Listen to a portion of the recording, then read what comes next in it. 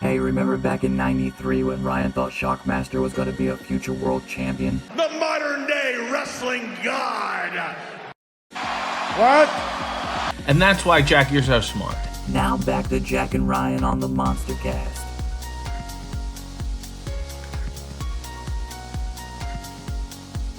Mark that tweet. Are you ready for this? Yep. All right, let's do it. Here we go. This is from @Palisades Kid. Kevin Face, in case you didn't know. Motherfuckers talking up Jay White last week, re-debuting in AEW as if WWE lost out on a future draw like Stone Cold, The Rock, or John Cena, yet he is placed in the middle of a card to have a competitive match against someone far less known, I assume, than he is, booking like a mark. Now, before you get a hold of this one, I want to go first on this one. Because at Palisades Kid, Kevin Face, you're a fucking goof. A goof! A fucking goof! Let me give you 3 examples. Let me just give you 3 examples of motherfuckers that were built up and then came in and fought someone that was not even in their realm, right? Razor Ramon, after weeks of vignettes, defeated Paul Van Dale in his first match on TV. Now, that was a long time ago. That doesn't mean anything because that was so long ago. That's just how they did it back then.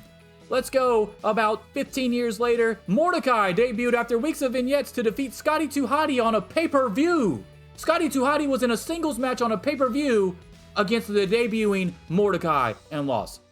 Oh, that's what? That's Attitude Aggression era or whatever. That doesn't count. Give me an updated example. Brodus Clay's debut after weeks of motherfucking vignettes was against Kurt Hawkins. Shut the fuck up about this dumb shit telling me that Jay White isn't a next fucking huge star because he went against fucking Commander in his debut match on AEW Dynamite. That's one of the dumbest fucking things I've ever heard in my life.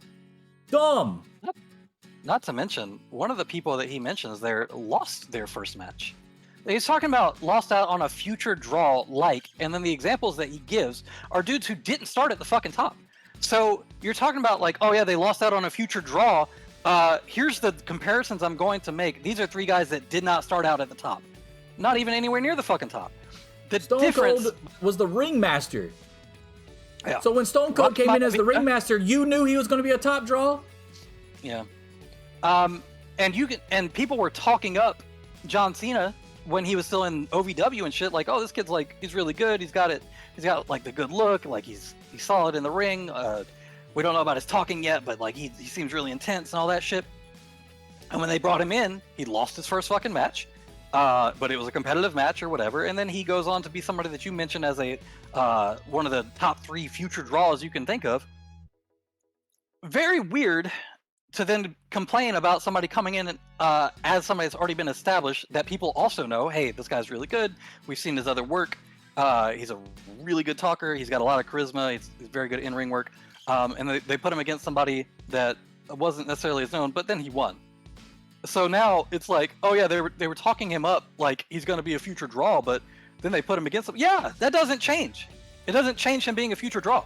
He's still got plenty of time to do all the character work he needs to do. He's still got plenty of time to do all the fucking storylines he needs to do, have all the wrestling matches he needs to have. It doesn't matter who the fuck he comes in and wrestles first in his debut match. That's so stupid.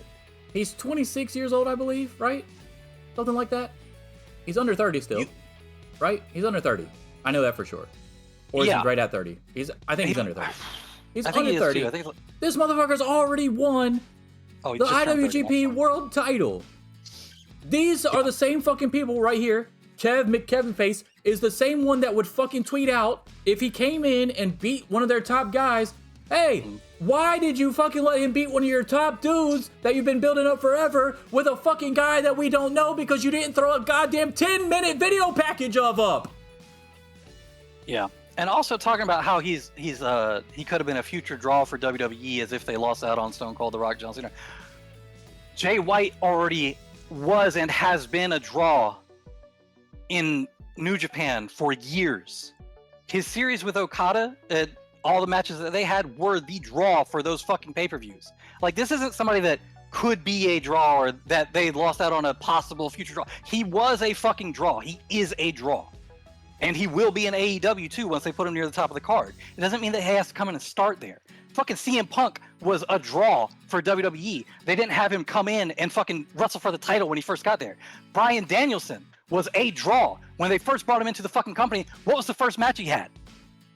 Kenny Omega. Right. Which he didn't Lost. fucking win. Well, draw, So, whatever it was. Yeah, it was a draw. So like, it's so fucking dumb to be like, oh yeah, these guys, he couldn't have been a draw in WWE like y'all were saying if he came in and they just fumbled him like this. Like, bro, they did that with names that are more well known in American audiences, and I promise they're gonna be fucking fine. Yeah, it's weird to me because it's the same concept as, hey, we're just ignoring New Japan like it doesn't matter. Is basically what this is, right? So like, you don't view New Japan as the same level as WWE, even though it is WWE in Japan, and you are poo-pooing everything this man is doing when he's already been the draw. He's already accomplished more in Japan at the age of 26 than Austin or The Rock or Cena did over here in the States at the same age. So like, I'm not understanding the disconnect here other than, hey, I just don't watch New Japan and I don't know what the fuck I'm talking about. Or I just don't take New Japan as a serious competitor as far as the level of importance as a WWE or an AEW. Yeah. Or even if they even do that with AEW too. But it's almost like this person is alienating everything outside of the US. If it's not WCW, ECW, WWE, or AEW, it doesn't count. That's how I'm viewing this. It's fucking dumb. But yeah, I use the same example with the CM Punk thing with somebody else that was talking shit about him coming in against Commander first or whatever. But, yeah, CM Punk came in against Darby. Yeah, he went against Darby, who was doing nothing at the time. Right. Literally, the pay-per-view before that, 4 months before that, it was him and Sting versus Men of the Year in a tag team match. No titles on the line. It was just a fucking match. Okay? Then 4 months later, he's still doing nothing in any division, and he gets to fight fucking CM Punk. Are you kidding me? Why were we not in an uproar and hands up in the air about CM Punk not being in a fucking title match at All Out? Hey guys, did you like that video? If so, don't forget to subscribe to the channel. You can also catch full episodes of the MonsterCast on Spotify, Apple Podcasts, and Google Podcasts. And you can also catch us live every Sunday on Twitch. All links in the description below, along with some sweet merch from yours truly, the MonsterCast. Deuces.